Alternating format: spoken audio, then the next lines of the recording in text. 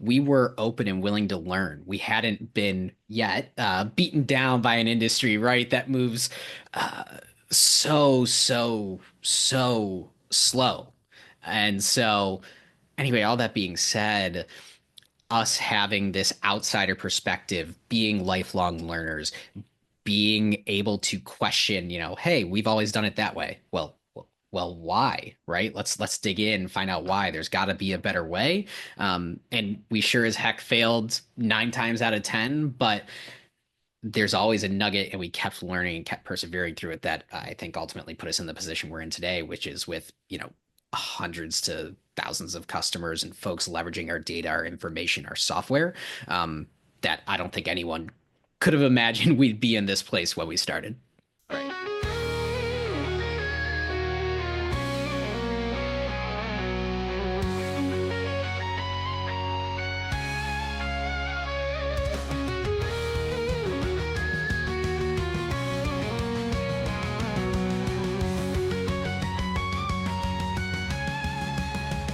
Welcome to the Proformex Perspective, where we share the real stories behind building innovative software that's transforming the insurance industry. I'm Claudia, and today I'm joined by Max, our Solutions Architect. In this first episode, we're diving into our origin story, those early days when we both took a leap of faith on a young insurtech startup, and how Proformex has evolved from solving a single insurance pain point to becoming a comprehensive data and technology platform and a strategic partner in the financial services industry. Max and I have been with the company for 6 years, which means we've witnessed almost the entire journey firsthand. The challenges, the breakthroughs, and the pivotal moments that have shaped who we are today. Thanks for joining me on the Proformex Perspective today, Max. Amazing. Thanks so much, Claudia. Excited to be the first and get this thing off the ground. I know it's something we've been talking about doing for a while, and so excited it's finally come to life. Yeah. Besides excited, do you have any other feelings about being the first guest on this podcast? I know that wasn't in our show outline, but I'm going to put you on the spot to see how you're really feeling about this. Oh, nervous. There's 10 million, well, not 10 million, but 30 other people at Proformex that are decidedly more interesting and fascinating than myself. So, just shocked as well as honored to be the first guest here. Amazing. The self-deprecation is not necessary. You are very interesting, Max. There's a reason you're the first. So, Well, as I said, honored and excited to just get rolling. yep. Cool. Sounds good. Excited for our listeners to understand why you were the first. So, um, let's go ahead Perfect. and get this thing started. Yeah. So, I think today our focus of the episode is mostly just the origin of Performex and evolution, and kind of like you and I, we've been here for 6 years. First of all, take a moment. Can you believe it's been 6 years? I No, no. I mean, if you had told me I would be at the same job for 6 years, at the same company for 6 years, especially back in college, back at school, I would have thought you were lying, right? Like all the things you hear are no one stays at the same job anymore. You don't want to be a job hopper, but the best way to get the most money and to progress in your career is to go somewhere else, to leave what you know and go somewhere else. But I think, as we'll discuss here today, the amount of opportunities, everything that we've learned and have done over the past 6 years makes me even more bullish for the future and excited to be a part of the journey. Yeah, perfect. So that's a great segue. Let's just start with, what initially attracted you to join Performex 6 years ago? What was it about the company that really drew you in? Yeah, I mean, I think first and foremost, it was the fact that it was a startup. It was a young tech company. Um, Coming out of school or even early on in careers, I think people learn pretty quickly you are either a corporate person or you are a startup person. You are a young company type of person. Um, and I learned very quickly and early on that I'm a startup person, and there's nothing right or wrong, but you are definitely one or the other. I don't know many people that can flex back and forth between corporate world and the startup world, right? Nothing is defined, and you may have a job description, you may have a role, um, but you have to do everything and be okay with doing everything and wearing a lot of different hats. And so, all that being said, that's what initially drew me to Proformex, was the fact that it was a young tech startup, trying to change a ancient multi-billion dollar industry that was and still is in need of evolution and change. So that just got me really exciting and wanting to be a part of the journey. So that's really the first thing. And then the second thing, and I think this goes for any job wherever folks are going, it's the people. Just had previous interactions with folks within the C-suite here at Proformex, some who are still here, some who have moved on and taken on different roles, but that level of trust, especially in something new, that can be scary. But when you know the people, you know the belief that they have in the product, the team that they built, what they're going to build, the vision that is ahead. That's what ultimately drew me to Performex. Culture, the people, and being a young tech company and being able to wear a lot of hats at such a young age. Um, that's what brought me to Performex. That's awesome. I love that answer. And I think you shared a lot of good insights in there, specifically about how you quickly find out whether you want to go the corporate path or the startup path. You just have to be the kind of person that looks at an seemingly insurmountable challenge and gets excited by the opportunity, as opposed to, feeling afraid or like you don't want to take on all the additional responsibility and roles that it takes to join a young startup. And that perfectly describes you, my friend. So no surprises there. No, I mean, I appreciate that, but you for sure learn very quickly. Like you said, you're either corporate or you're startup. Most people, Apple, Amazon, Google, insert any other company that has seemingly blown up overnight. There's so many days, weeks, months, years that the original folks um, put in. They were in that grind. And so you have to really want it. I would venture to say, especially at these early stages, it's harder than a corporate job, right? When you go into a corporate job, a lot of times there's a playbook. You are following someone else's script, and you may put your own spin on it and do something. But again, there's something you can follow, and things move slow, right? That's by design. They became corporate for a reason. They started as young and able to pivot, able to move fast, but that's not what they are anymore. And so that level of bureaucracy, that structure, if that's what you enjoy, then startup life is not for you. Sort of as you said, you learned that very quickly. But if you like that every day is a potential challenge, you get to do potentially something different. There's pivots, there's massive wins and milestones that you celebrate. You also get knocked down a whole bunch. But if you are resilient, you like every day not necessarily being the same, and you enjoy building things, trying things, failing, but learning to take those failures and turn them into learnings and successes, then yeah, tech startup life, it's for you. You either love it or you hate it. And for better or for worse, Claudia, I think we love it. And here we are, like you said, 6 years later. Yeah, exactly. And I think that whole point really reinforces the importance of like the people that you're joining on a team, right? So when you're taking all that on, it's really important to have the right people. And I think that that's going to be a common thread that listeners will get to hear a lot of in future episodes where we focus more about, team culture and customers and how we're reaching out and building connections in the industry. All of that matters so much. So I love that answer. I love that you hit on both angles there. So now let's switch a little bit and talk about the vision of Proformex. It was certainly one thing in 2019 when you and I joined, and it has become a butterfly, we'll say, in multiple phases throughout the past 6 years. So we've gotten to see, some of the blossoming that has happened, the new iterations that have evolved.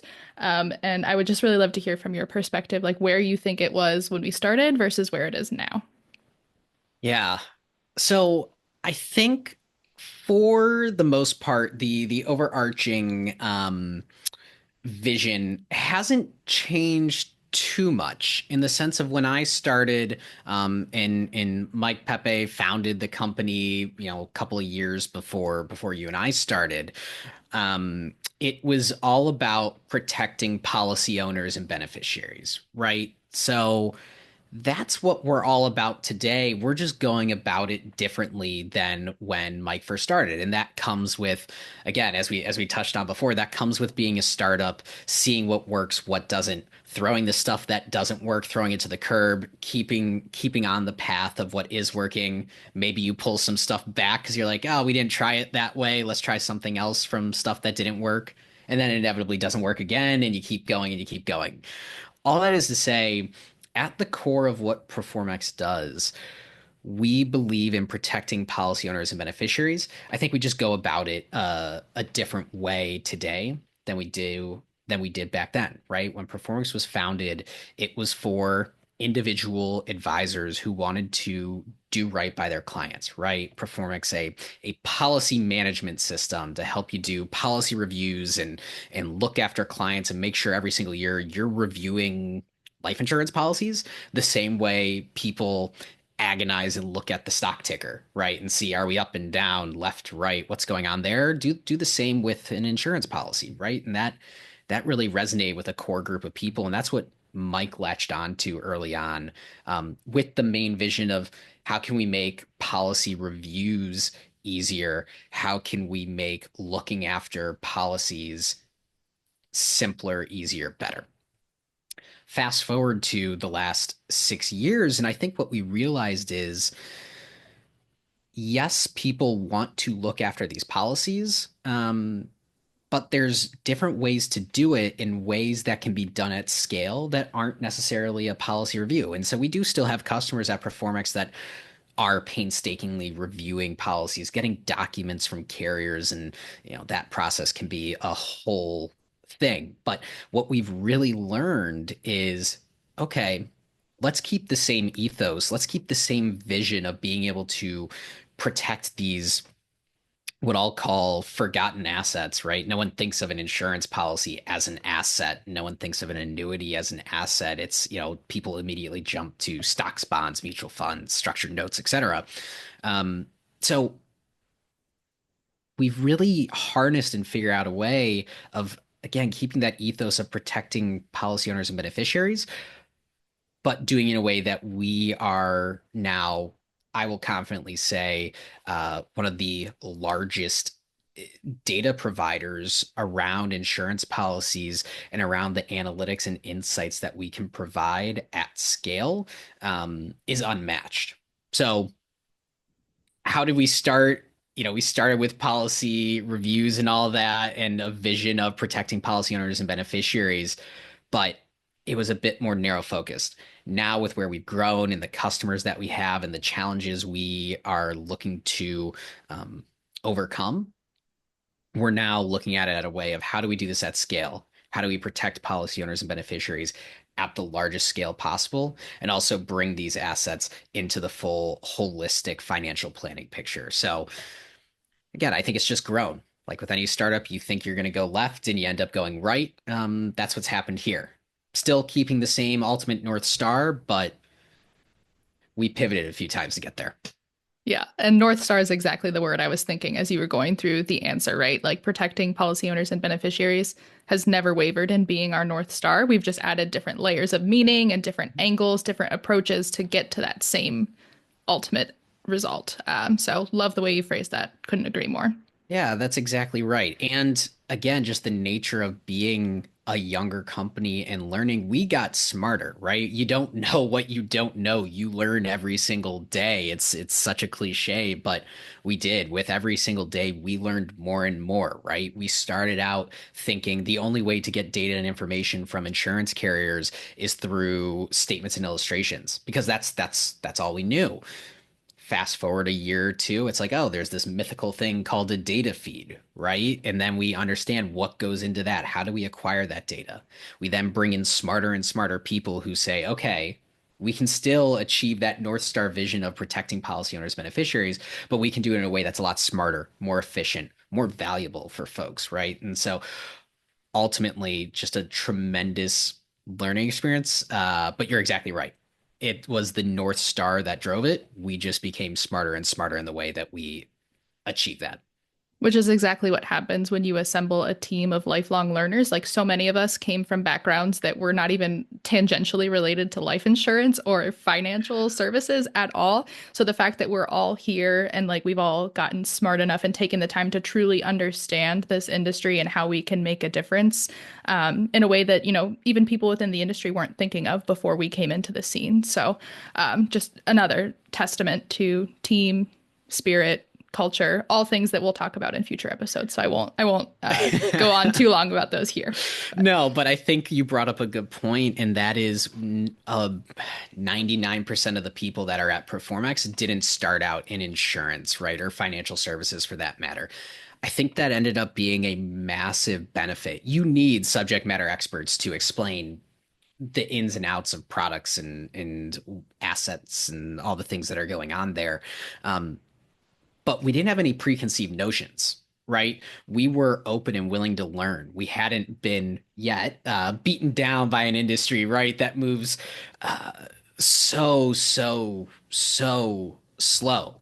And so, anyway, all that being said, us having this outsider perspective, being lifelong learners, being able to question, hey, we've always done it that way. Well, why? Right? Let's dig in and find out why. There's got to be a better way. And we sure as heck failed 9 times out of 10, but there's always a nugget, and we kept learning and kept persevering through it. That I think ultimately put us in the position we're in today, which is with hundreds to thousands of customers and folks leveraging our data, our information, our software. That I don't think anyone could have imagined we'd be in this place when we started. right. Yeah. People did not think that what we've been doing would ever be possible. And yet it is. And yet we're And here. and yet we're here. And yet we're here. Cool. Awesome. So I think shifting gears a little bit, but kind of similar spirit in this question is if you're looking back over these past 6 years that we've been at Performex and you're thinking about the product when you first came in and it was time to learn the product, the industry, time to learn everything, all the acronyms. We know how big of an undertaking it is to enter the For scene. sure. Compare that to where the product is today, and maybe even like a little bit of where the product is going to go, like a little bit of roadmap. Tell me what you think. What stands out to you? Yeah, when we first started 6 years ago, I think we had an MVP, right? And for those that don't know, MVP, a minimum viable product, right? Something that we were selling that people were willing to pay for, but it gets the job done, right? It's not fancy. It doesn't have bells and whistles. It is doing A and B and not even contemplating C through Z. And so the user experience, the UX was enough to get along, but wasn't very nice. It was clunky. The reporting and things that came out of the platform were serviceable. Um, but really we had to do that to just lay a foundation, get something out there, get people to react to it.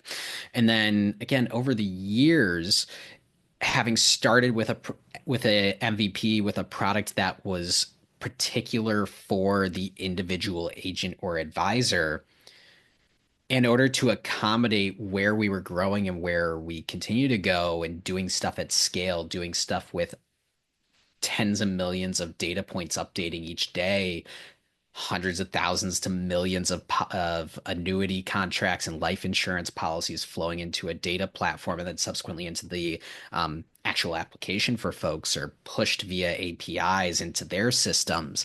Um, that ultimately wouldn't have been possible with where we were. And so, right, again, back to the team, we bring in people that know what they're doing, and have a vision and have an idea, and ultimately bring that to life. So started with that MVP to then where we are. I think we've gone through 2 or 3 different iterations of the platform to just make it smarter, more nimble, more intelligent, a better user experience, really listening to our customers and them telling us, hey, I need to do this. I need this to happen in fewer clicks.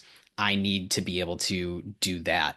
That's ultimately where I think 90% of our roadmap items and things within the platform have come from is just active listening, right? Not having any ego involved in just saying, okay, whatever makes sense. And we think about it smartly, obviously. We're not going to do everything, but taking that feedback in and then devising our plan to build what we have today, right? In terms of what we have today, I think of it almost two pronged, if you will. We have the application, right, that folks can log into and leverage and use all the different various tools and things that we have built up. But then we also have what I like to call more data services, right? Folks that may not even log into and leverage our initial software and application, but because of our data prowess and what we've figured out on that side, we're able to push insights, push information into their systems where it's going to be most impactful. And so to see having gone from just a what I'll call a massively gray, boring screen up at the outset to something that is really I'll call beautiful that Amanda, now our president CTO for most of the time that you and I have been here, has built and figured out. And then also again, not having the ego, but listening to our customers to say, hey, how can you provide this information to the most amount of people possible? Well, okay, it's not in our application. It's us pushing and providing those data services to folks. Again, just speaks to the evolution, just speaks to how quickly we're able to pivot and listen. And again, only possible at a startup, at a young stage company where if we tried some of the stuff we have done in a corporate type of setting, would have been years before any of this stuff happened. Whereas at Proformex, we figure stuff out in a matter of days, weeks, months, and make changes from there. So ultimately, massive upgrade. And again, I think we really figured out very quickly, okay, we need to be flexible in the way we provide our services and the value. And so I think the fact that we were able to do that, we've gone from MVP to something that ultimately works out really well. Yeah, it's so well said. I think that you hit a lot of really important points there. And just something that jumps out to me is that I've always been so impressed with our team's ability to contextualize feedback we get from customers and then apply it to make meaningful product changes because the Performex glow up is real. 2019 Performex is like so far gone in our minds because of where we are today. When you said beautiful, that's exactly the word I would use to describe our platform now, especially comparing it to previous versions. And it's exciting, right? Because now we've established a foothold in this market, and we're in a place where our partners are coming to us. They're looking at us not just as a tech vendor, but a strategic partner, and they're the ones saying to us, "Hey, it's awesome you've done all this with my life insurance and my annuities, but help me with this other thing that I'm having an issue with." So we've earned a level of trust in this industry to then, expand our impact, which is such an exciting place to be at in this company. Yeah, we now have what I can only describe as street cred, right? Within Right. this space, we've gone from new kid on the block, not knowing anyone at conferences, a handful of customers here and there, to we are the player when it comes to placed insurance and annuity assets and the way we think about looking after these assets and the programs and successes that we have and that we have put in place that I know we'll talk about in future episodes. But our ability to do that, to think outside the box, to not be beholden to same old insurance industry, nothing we can do. It's massive and has led to, I think you put it great. The Performex glow up is real, and I think it's not just within the product; it's within the way we think about stuff. And I think it's also in all the different partners and customers that we touch, we rub off a little bit on them and turn, again, what has been an old way of thinking about stuff potentially into something new that's led to some, as said, really exciting successes and things within this industry. Totally. Yeah, just breathing new life into a space that really, really needed it. Yep. Yep. Exactly. Awesome.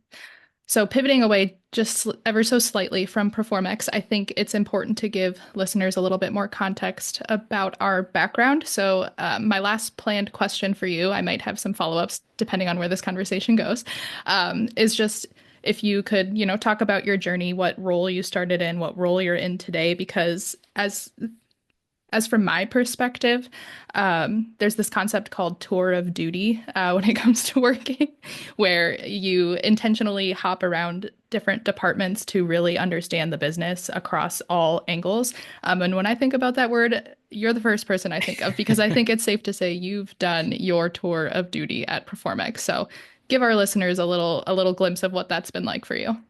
For sure. So I came into Performex, like you said, in 2019. I started out as a customer success manager.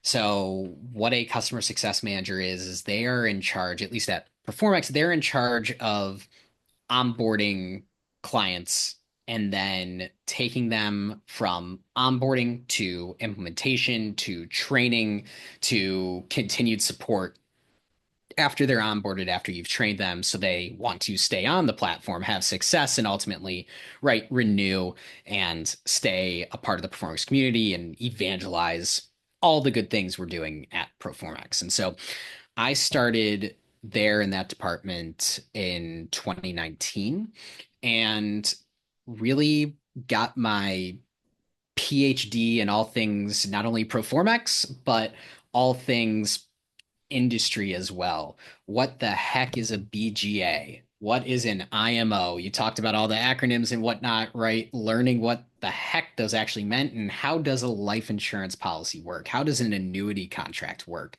And just when you think you've learned everything, carriers invent a new product or a product you have never heard of comes online and you need to learn about that. So it's really being what I like to call the tip of the spear with the customers that we have, understanding their needs and making sure they are seeing success within the Performance platform. So started there and grew within the customer success role, taking on larger and larger customers throughout my time at Performex. I guess Nico and some of the other folks at Performex liked what I was doing, and so was given more and more responsibility.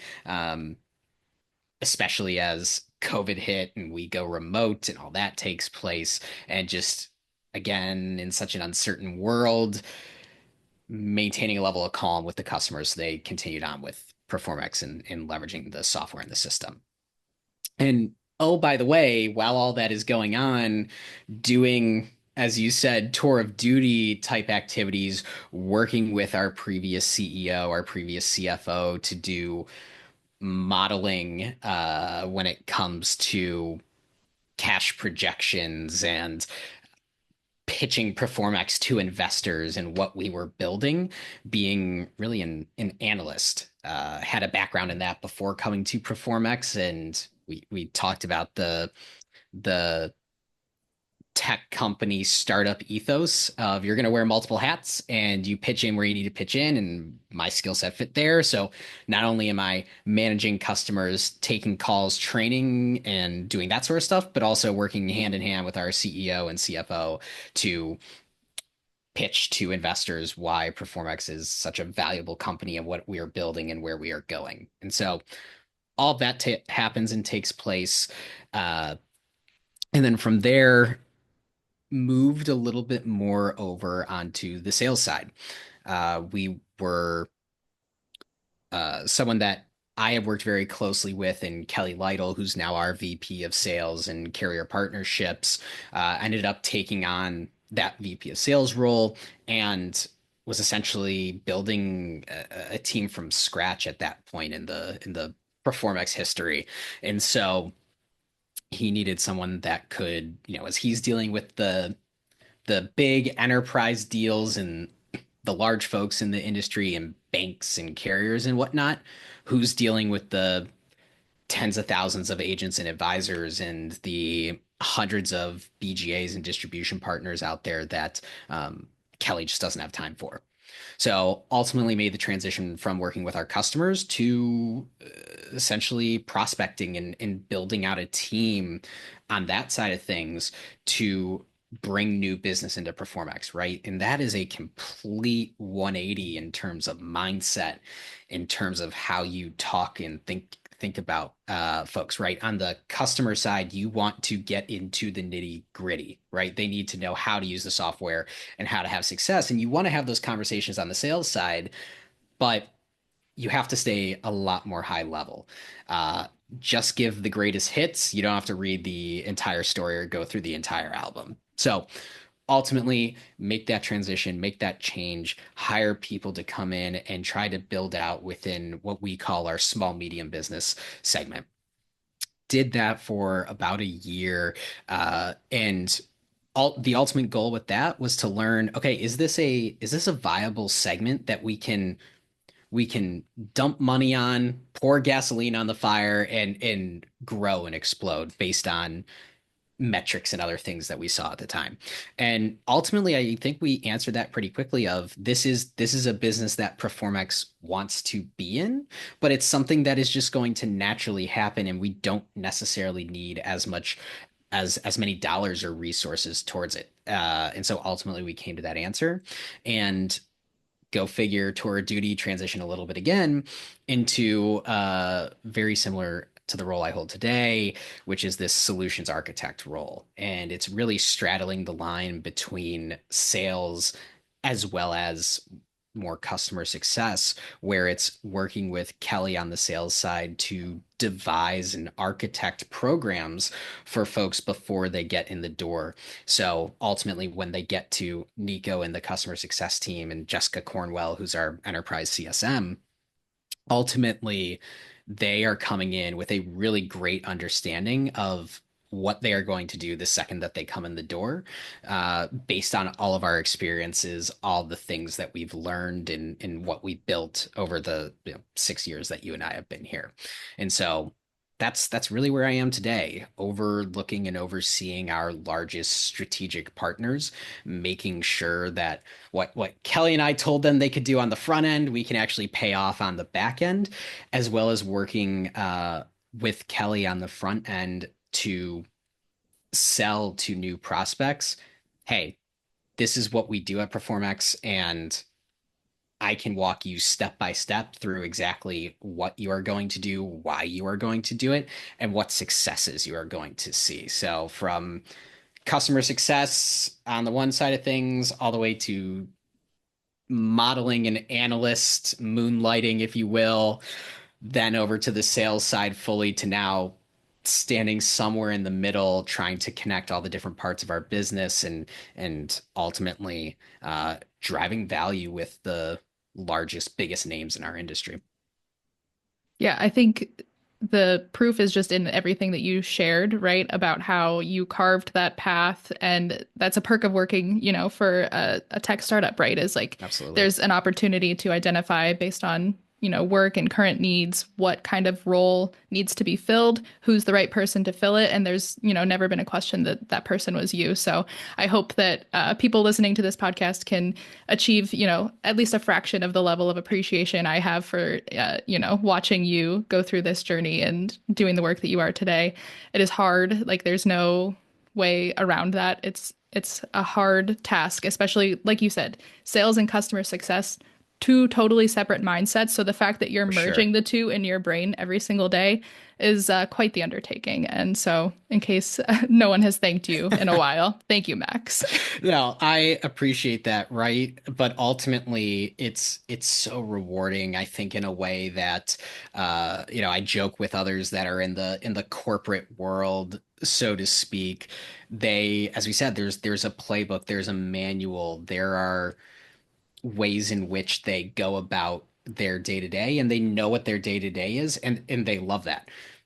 It's just not me, right? I like solving problems, solving challenges, solving things that people have said can't be solved.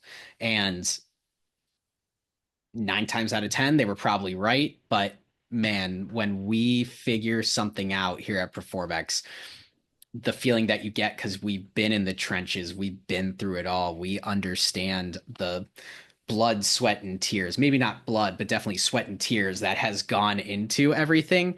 It makes it so rewarding, and we do a good job here at Performance of celebrating the wins. A very important part, I think, in any company, any business, we do a very good job of that. And not just the work wins too. I think we celebrate each other's personal wins. And oh, by the way, within the past 6 years, Max also, in addition to everything he just shared with you, he also fell in love and got engaged and will be getting married later this year. So, so much life happens in the in between, and it's just great to see the journey. Yeah. I mean, you're talking about me, same thing on your end. Love, married, kid. We've been through it all. We see it all. But when you are, as we said, you experience the failures in business, you're spending more time with folks you are working with trying to solve these problems than you are your actual family. Um, you have to become close. You have to find ways that are not work to hang out, to vibe, to understand, okay, when Kelly says this on a demo, I'm going to do that because it plays off well. When Claudia says X on the podcast, I'm going to say Y because I know what she's angling for and going towards. That just doesn't happen with what I would call a normal working relationship. That comes from a lot of trust, a lot of the blood, sweat, and tears that we've put in together, and ultimately leading to this point where I'll probably never say that Performex has it fully figured out, because the second we figure something out, we're on to the next thing, trying to make an impact. But at this place right now where we are driving really meaningful impact, really meaningful results that can't wait to share with everyone. And I think we're just at this really exciting inflection point where we have we have a software, we have a service, we have something that people are really interested in, and just excited to share with everyone all the things that we've done over the past 6 years. I think that was an expert segue. I mean, I know this is only episode one of the podcast, but you did a great job giving a little glimpse of what episode two is going to be all about, which is focusing on those pivotal customer moments, those moments in time where, conversations with folks triggered us to fundamentally change the way we thought about our product and our fit within the market, and different challenges that we are willing to take on. So I think that was a great way to end today. Give a little Perfect. highlight reel of what's to come next. But thank you so much for spending the time with me today. I think that this lays a great foundation for the conversations we will continue having. I think it's probably evident that you and I both could talk about these things for hours and hours and hours. But we will do our best to distill things to very focused conversations in episodes that aren't longer than, a reasonable commute to work. So that's the goal. Perfect. Yeah, no one wants to hear me drone on for hours and hours. So that'll be perfect. You'll have to put the stop sign up once we get going on some of these topics. But no, thank you for the conversation. I think, as you said, we laid a really nice groundwork, and hopefully folks are interested in learning more and hearing more about all the things we've done and the journey we've taken. Exactly. And with that, we're going to wrap up episode one, and hopefully we see you all come back for episode two. Thanks, Max. Thanks, Claudia. Thanks for joining us for this first episode of the Proformex Perspective. Today, we explored the origins of our company, from what attracted us to join a young startup to how our vision, product, and roles have evolved over the past 6 years. These early experiences laid the foundation for where Proformex is today. In our next episode, we'll shift our focus to the customers who've been at the heart of our journey. We'll be discussing some big customer interactions that fundamentally changed how we thought about our product and positioned ourselves in the market. You'll hear stories about first major clients, unexpected insights that shaped our development, and some of the customer success stories we're most proud of. If you found value in today's conversation, please subscribe. We'd also love to hear your thoughts, so if you have any questions or feedback, drop those in the comments below, or visit our website to contact us directly. I'm Claudia, and this has been the Proformex Perspective. As we like to say at Proformex, better insights lead to better outcomes. Join us next time for more perspectives that power innovation.